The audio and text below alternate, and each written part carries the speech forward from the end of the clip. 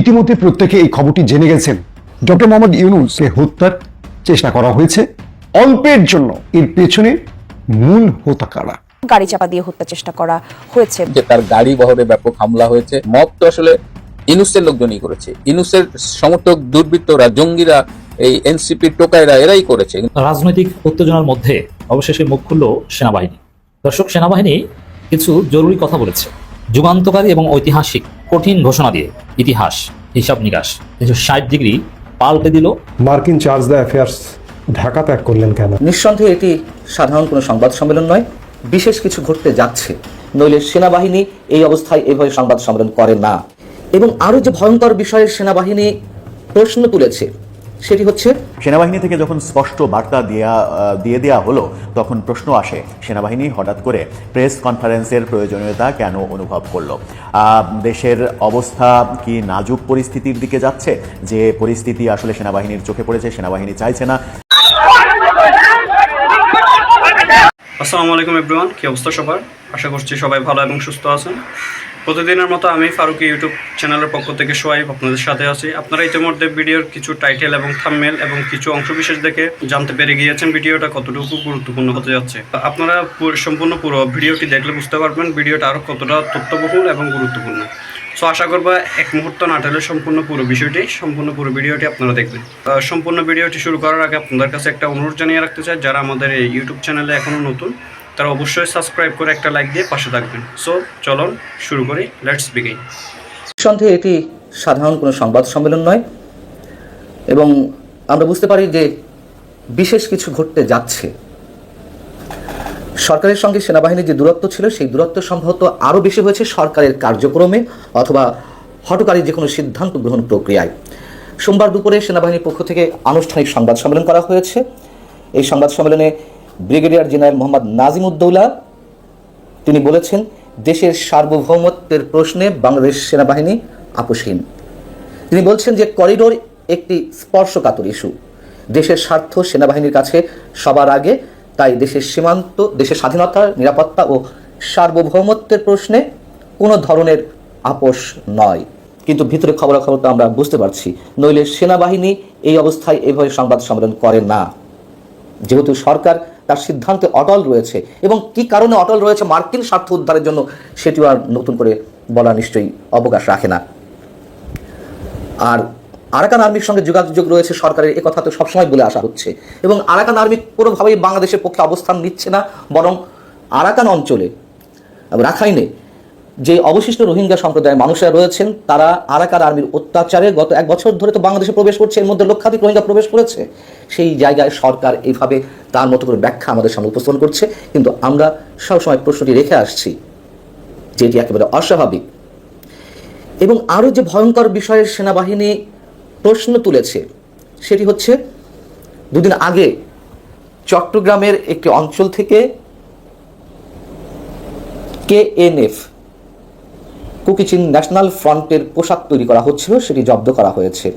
প্রথমে বলা হচ্ছিল 20,500 মতন, পরে যেটি জানা গেল 30,000 মতন পোশাক জব্দ করা হয়েছে, বা 30,000 পোশাকের অর্ডার ছিল। এখানে সেনাবাহিনীর পক্ষ থেকে বলা হচ্ছে যে KNF কুকি জনগোষ্ঠীর সংগঠন। আমরা সবাই জানি পুরো সম্প্রদায়ের জনসংখ্যা হচ্ছে 12,000, সেখানে 30,000 পোশাক কেন তৈরি করা হচ্ছিল? এবং সেনাবাহিনী গুরুত্বের সঙ্গে বিষয়টি খতিয়ে দেখছে। বারবার যুদ্ধের কথা বলা হয়, এসব পোশাক কাদের জন্য, কী কারণে, কী উদ্দেশ্যে, অনেক প্রশ্ন যাচ্ছে। ভারত থেকে যে সীমান্ত দিয়ে পুশিং করা হচ্ছে অবৈধ বাংলাদেশি আখ্যা দিয়ে, সে বিষয়ে সাংবাদিকরা প্রশ্ন করেছিলেন। এই বিষয়ে সেনাবাহিনীর অবস্থান কি? সেনাবাহিনীর পক্ষ থেকে স্পষ্ট বলা হয়েছে, এটি কোনোভাবেই কাম্য নয়, গ্রহণযোগ্য নয়। বর্তমানে বর্ডার গার্ড বাংলাদেশ বা বিজিবি সীমান্তে বিষয়গুলো ভালো করে মোকাবেলা করছে। তারপরেও যদি প্রয়োজন হয়, সরকার আদেশ দিলে সেনাবাহিনীর সদস্যরা সীমান্ত রক্ষায় নিজেদের নিয়োজিত করবে, যদিও বিষয়টি কোনোভাবে কাম্য নয়। মব ভায়োলেন্সের সম্পর্কেও কথা বলেছেন সেনাবাহিনীর পক্ষ থেকে অপারেশনস পরিদপ্তরের কর্নেল মোহাম্মদ শফিকুল ইসলাম। তিনি বলছেন, বাংলাদেশ সেনাবাহিনীর পক্ষ থেকে মব ভায়োলেন্স এবং সামাজিক নিরাপত্তা বিঘ্নিতকারীদের বিরুদ্ধে কঠোর পদক্ষেপ নেওয়া হবে। এই যে সংবাদ সম্মেলনটি নিশ্চয়ই বিশেষ উদ্দেশ্যে করা।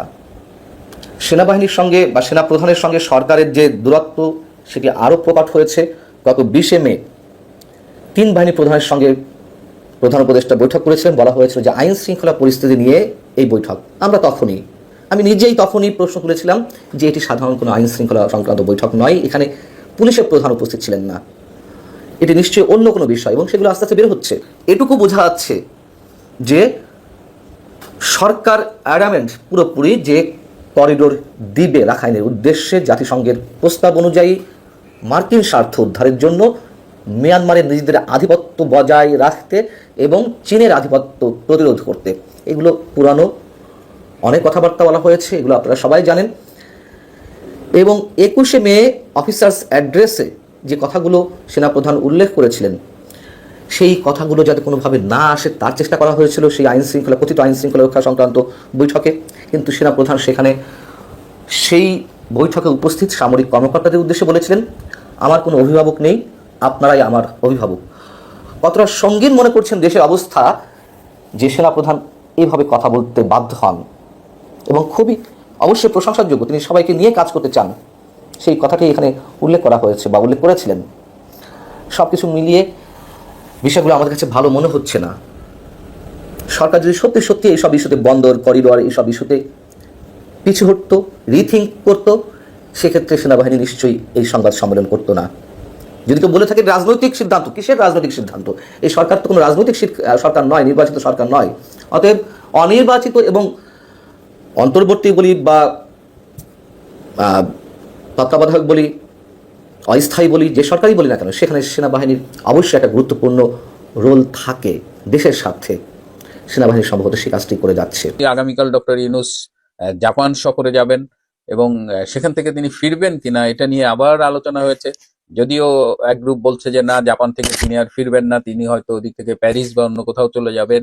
কিন্তু আমি যেভাবে ডক্টর ইউনূসকে চিনি তাতে আমার মনে হচ্ছে তিনি ক্ষমতার ব্যাপারে এতটাই লোভী, তিনি এতটাই নির্লজ্জ যে তিনি প্রয়োজনে দেহ ত্যাগ করবেন, তবুও ক্ষমতা ত্যাগ করবেন না।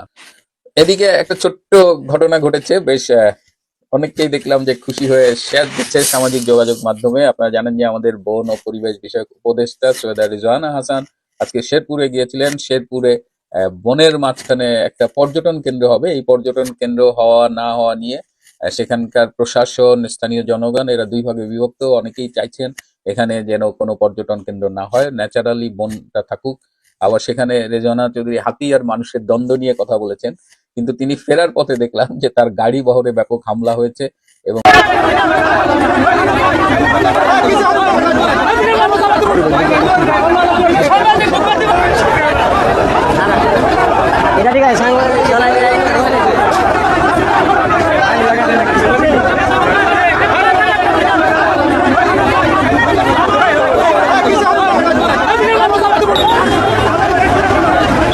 স্থানীয় লোকজন তার গাড়ি ঘিরে ফেলেছে এবং সেখানে তার গাড়িতে হামলা করা হয়েছে এবং সেখানে তাকে ঠেকাতে গিয়ে 6 জন সাংবাদিক আহত হয়েছে। সে এক বিদিক স্ত্রী কারবার। প্রশাসনের কেন্দ্রবিন্দু সচিবালয়ে গত কয়েকদিন থেকেই নানা ক্ষোভ বিক্ষোভ হচ্ছে। মূলত চাকরি সংক্রান্ত যে অধ্যাদেশ সেটি প্রত্যাহারের দাবিতে এই আন্দোলন চলছে এবং সেখানে কর্মকর্তা কর্মচারী সবাই এই ব্যাপারে একমত যে এই অধ্যাদেশে তাদের চাকরির কোনো নিরাপত্তা নেই, কোনো শোকজ ছাড়াই তাদেরকে বরখাস্ত করা যাবে। তো এটা একটা দাবি এই নতুন অধ্যাদেশের ব্যাপারে। তো সেটা নিয়ে তারা আন্দোলন করছে। আজকে সচিবালয়ে তারা আধা ঘন্টা প্রবেশ পথ বন্ধ রেখেছে এবং তারপর খুলে দিয়েছে, কিন্তু তারা একেবারেই প্রশাসনের যে কেন্দ্রবিন্দু যেটা বলা হয় সচিবালয়ের ভেতরে